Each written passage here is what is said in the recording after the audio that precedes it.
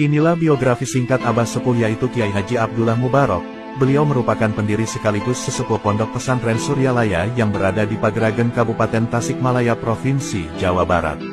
Kiai yang akrab disapa Abah Sepuh merupakan seorang mursyid Tarekat Qadiriyah Naqsabandiyah (TQN) yang diangkat sebagai mursyid tahun 1908. Abah Sepuh lahir pada tahun 1836 di Kampung Cicalung, Kecamatan Tarikolot, Kabupaten Sumedang. Saat ini, kampung tersebut masuk ke dalam Desa Tanjung Sari, Kecamatan Pageragen, Kabupaten Tasikmalaya. Waktu kecil ia belajar mengaji kepada ayahnya, Raden Nurapraja yang bekerja sebagai upas kecamatan. Kemudian, ia dibesarkan oleh uwannya yang dikenal sebagai Kiai Jangkung. Sejak kecil, sudah gemar mengaji dan mesantren dan membantu orang tua dan keluarga.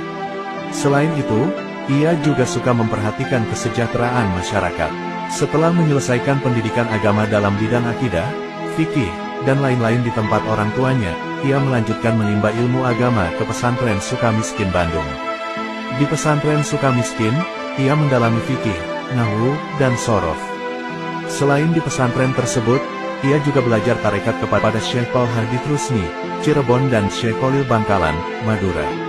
Pada tahun 1890, ketika usianya setengah abad, ia membuka pengajian. Mula-mula di Kampung Tundangan, kemudian ke Kampung Cisero, dan baru tahun 1902, ia pindah ke Kampung Godebak. Karena itulah ia dikenal dengan sebutan Ajengan Godebak. Pada tahun 1905, ia mendirikan pesantren Suryalaya yang ternyata menarik minat masyarakat dan kemudian berkembang subur dan masih berdiri dan berkembang hingga sekarang.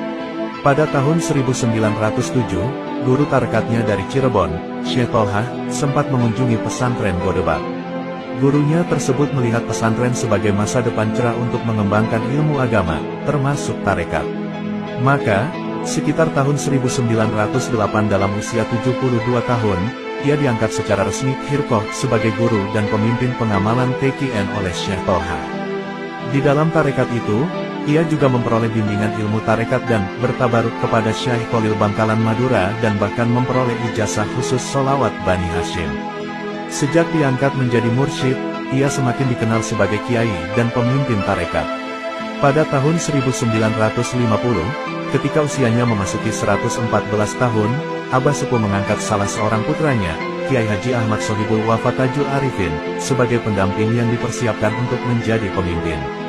Pada tahun 1952, karena usianya yang sudah uzur, setelah menjalani masa yang cukup panjang, Abah Sepuh wafat pada tanggal 25 Januari tahun 1950.